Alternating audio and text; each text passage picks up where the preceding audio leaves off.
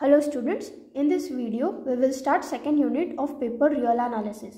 The syllabus for second unit is as follows. The first article comprises of sequence and uniform convergence.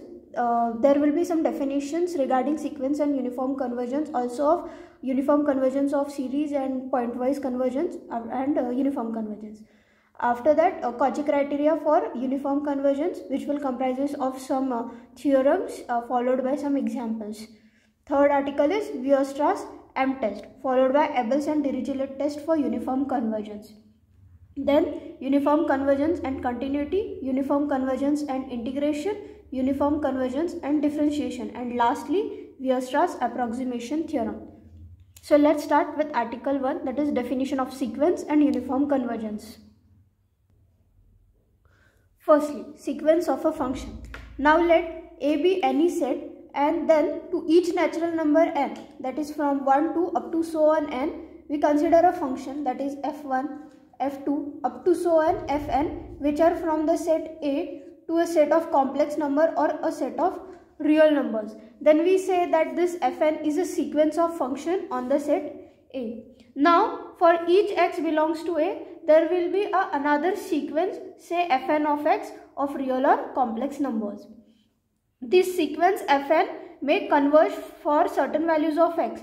That is for some values of x, this sequence fn of x will converge, and for some values it may diverge.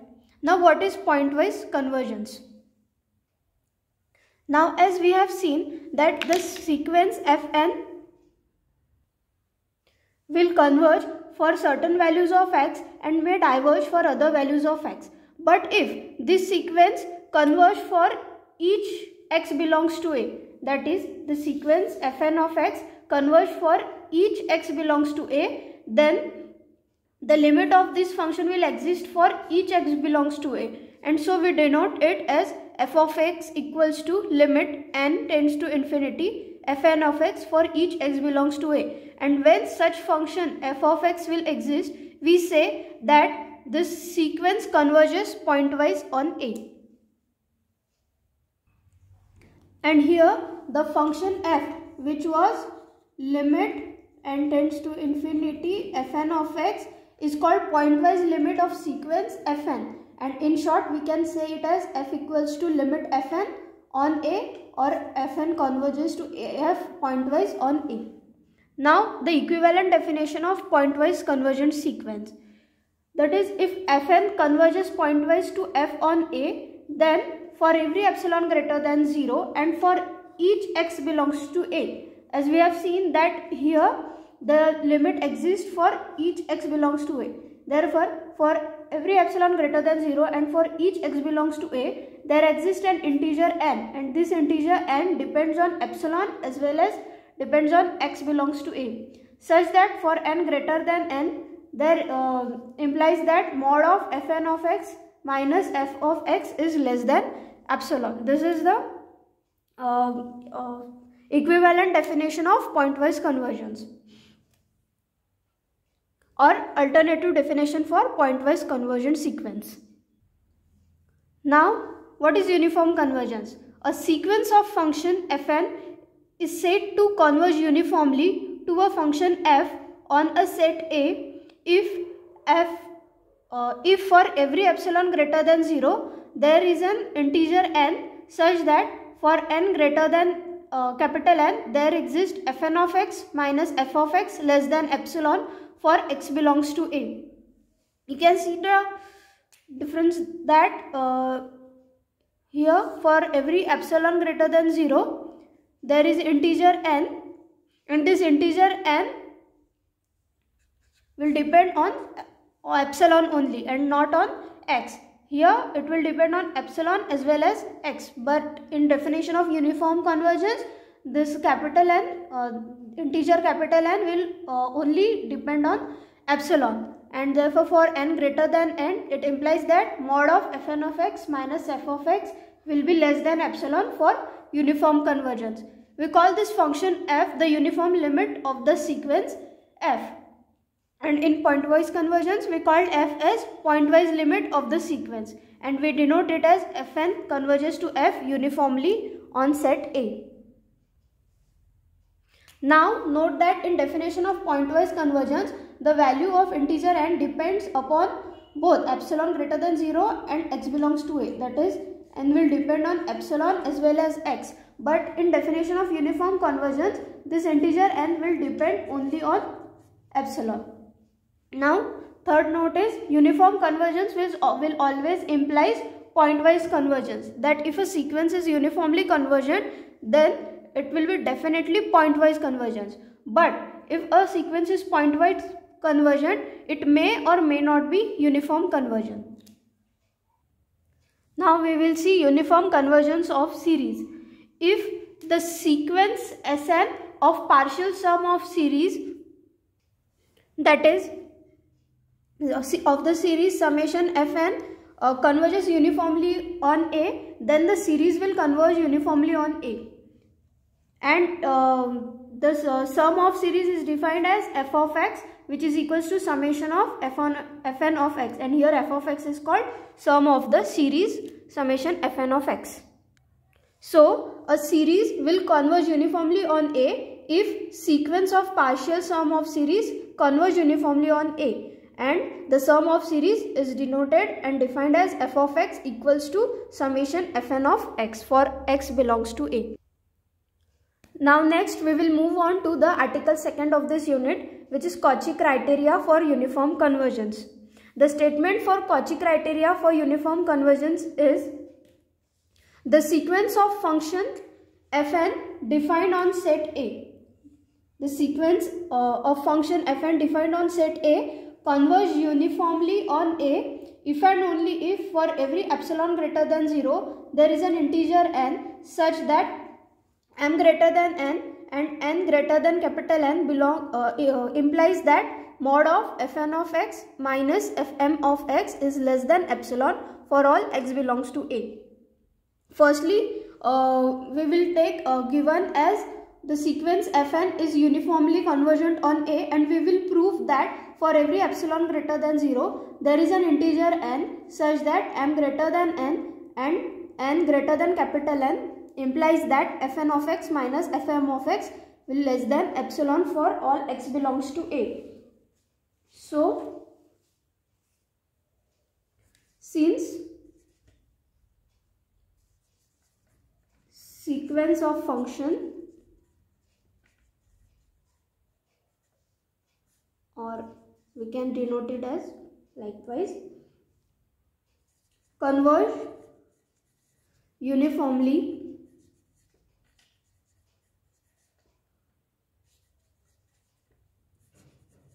to a function f on set A. Here this f is the uniform limit of the sequence, since the sequence is uniformly convergent on the set A. So therefore, by definition of uniform convergence, for given epsilon greater than 0, there exists a positive integer n such that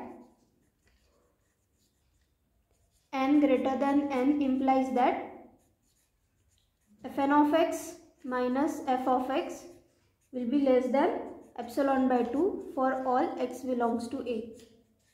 We give it as number 1. And also for m greater than n implies that mod of fm of x minus f of x will be less than epsilon by 2 for x belongs to A, and we give it number 2. Now consider mod of fn of x minus fm of x equals to mod of fn of x. We will add and subtract the term f of x in this term. So minus f of x plus f of x minus fm of x, and separating the mod we will get this term less than fn of x minus f of x plus f of x minus fm of x. We can rewrite it as fn of x minus f of x plus fm of x minus f of x. So from 1 and 2 we have fn of x minus f of x to be less than epsilon by 2, and also from 2 we have fm of x minus f of x less than epsilon by 2. So epsilon by 2 plus epsilon by 2, we get epsilon for all x belongs to A. Therefore, for given epsilon greater than 0, there exists integer n such that m greater than n and n greater than capital N implies that fn of x minus fm of x is less than epsilon for all x belongs to A. Now, conversely, to prove that the sequence fn is uniformly, we will prove that the sequence fn is uniformly convergent on the set A.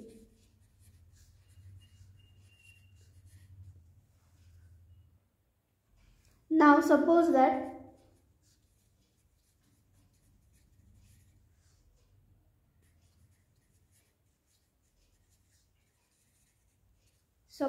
the sequence of function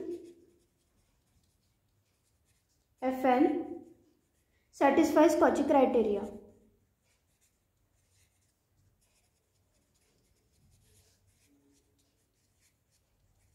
Therefore, this implies that the sequence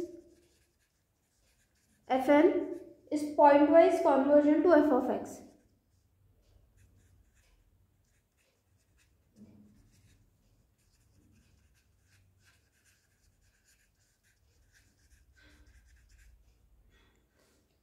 Therefore, by definition of pointwise convergence, we have limit n tends to infinity, fn of x is equals to f of x, where this function f of x is said to be the pointwise limit of the sequence fn. Now, we have to prove that the sequence fn is uniformly convergent, that is fn convergent to f uniformly. So now as this sequence satisfy the Cauchy criteria, so by that let epsilon greater than 0 be given. So we choose integer .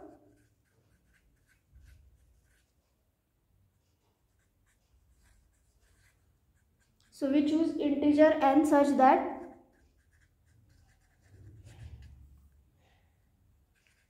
for mn greater than capital N implies that mod of fm of x minus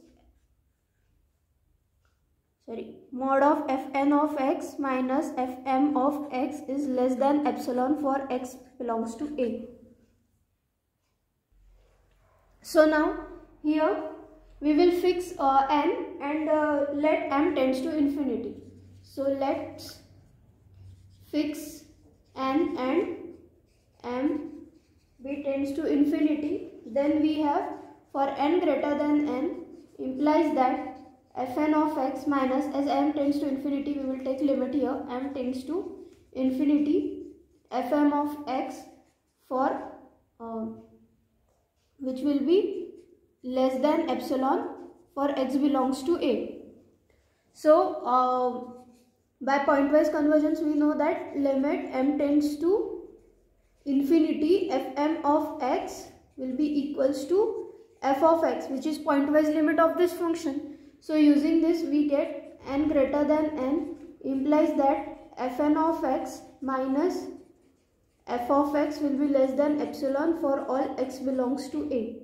Therefore, for epsilon greater than 0 there exists integer capital N such that for n greater than n implies that fn of x minus f of x is less than epsilon for all x belongs to A, and therefore by definition of uniform convergence implies that fn converges uniformly to f, and hence the theorem is proved. Now next move on to the next theorem. Here it is given that limit n tends to infinity fm of x is equals to f of x for x belongs to A, and capital Mn is equals to lowest upper bound for x belongs to A mod of fn of x minus f of x. Then fn tends to f uniformly on A if and only if Mn tends to 0 as n tends to infinity. So let's start with given. Let limit n tends to infinity fm of x equals to f of x for all x belongs to A, and capital M to the base n is equals to lowest upper bound for x belongs to A mod of fn of x minus f of x. Firstly, let fn tends to f or fn converges to f uniformly on A. Therefore, by definition of uniform convergence, therefore we have for epsilon greater than 0, there is positive integer capital N such that n greater than capital N implies that mod of fn of x minus f of x is less than epsilon for all x belongs to A. This implies that lowest upper bound for x belongs to A, fn of x minus f of x is less than epsilon, and we know that this is Mn. So here Mn is less than epsilon. As epsilon is arbitrary and Mn is greater than equals to 0, this implies that Mn tends to 0 as n tends to infinity. Now conversely, let Mn tends to 0 as n tends to infinity, and to prove that fn converges to f uniformly. So we have for given epsilon greater than 0, there exists integer capital N such that for n greater than capital N implies that mod of Mn is less than epsilon. So by as Mn is defined, we have mod of lowest upper bound for x belongs to A mod of fn of x minus f of x to be less than epsilon as n is greater than capital N. So this implies that fn of x minus f of x is less than epsilon and greater than capital N, and also for all x belongs to A. So by definition of uniform convergence, this implies that fn converges to f uniformly on set A, and hence the theorem is proved.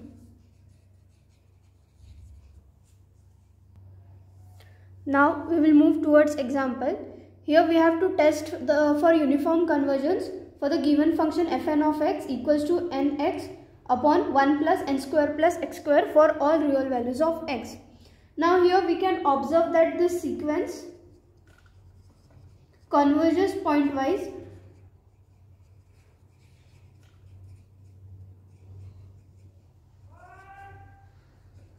to f where f of x equals to 0 for all x belongs to R. We can say that why we are saying that this sequence converges pointwise, as limit n tends to infinity and x upon 1 plus n square x square will be equal to limit n tends to infinity, nx taking n square from this common, so we have 1 upon n square plus x square, 1 and get cancelled, so we have limit n tends to infinity x upon n, 1 upon n square plus x square. So putting n tends to infinity, we will have 1 upon infinity plus x square, that is x upon infinity, that is 0. So as limit n tends to infinity, nx upon 1 plus n square plus x square is 0, we can say that the sequence converges pointwise to f and f of x equals to 0. So now let the sequence fn, we are assuming that the sequence fn converges uniformly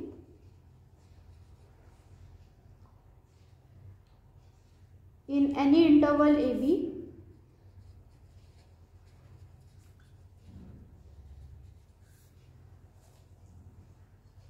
so that the pointwise limit is also the uniform limit.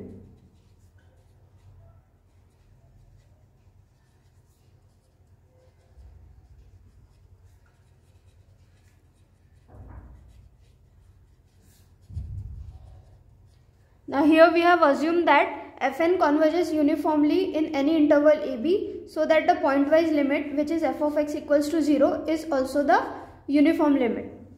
So by definition of uniform convergence, we will have, for given epsilon greater than 0, there exists integer capital N such that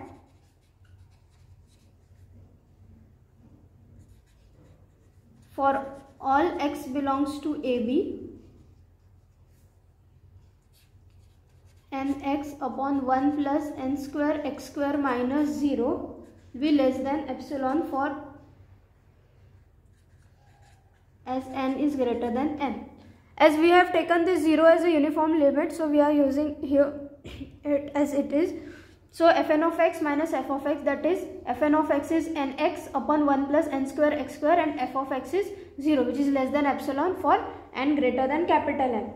If we take here, if we take epsilon equals to 1 by 3 and m as an integer which is greater than n, m as integer greater than capital N such that 1 upon m belongs to AB. Here we have taken epsilon equals to 1 by 3 and m as an integer which is greater than n and 1 by m belongs to AB.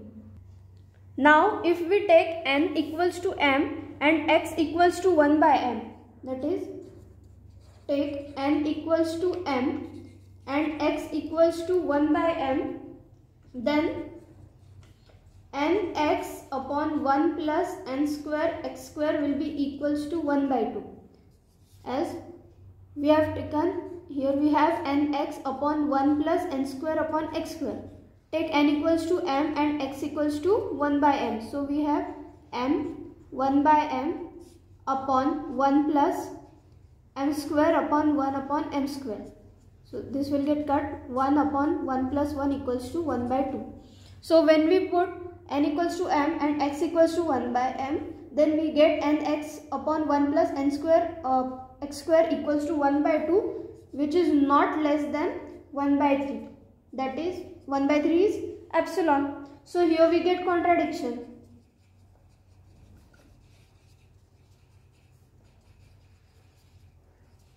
Thus we have get contradiction and hence our assumption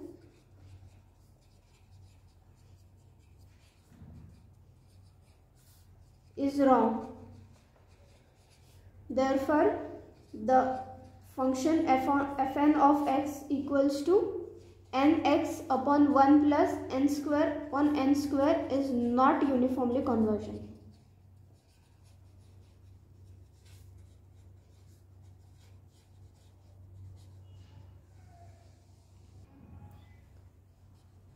In interval AB, which contain point 1 by m.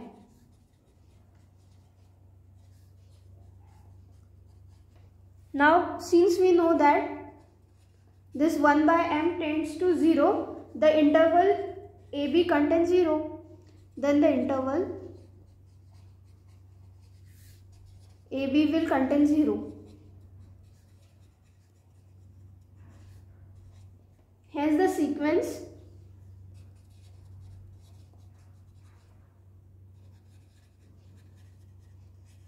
is not uniformly convergent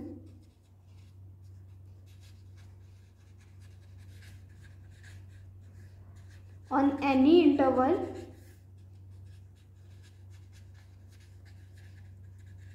containing 0. As 1 by m tends to 0, putting value of m, we can see that this tends to 0, and this 1 by m we have taken it as this 1 by m belongs to AB. So therefore, as it tends to 0, it will have that 0 belongs to AB. And as we have proved that this sequence is not convergent on the interval AB, it will not also be convergent on any interval containing 0, and hence it will not be convergent on the real set. In next video, we will continue with some other examples, and will also start with a new article. Thank you.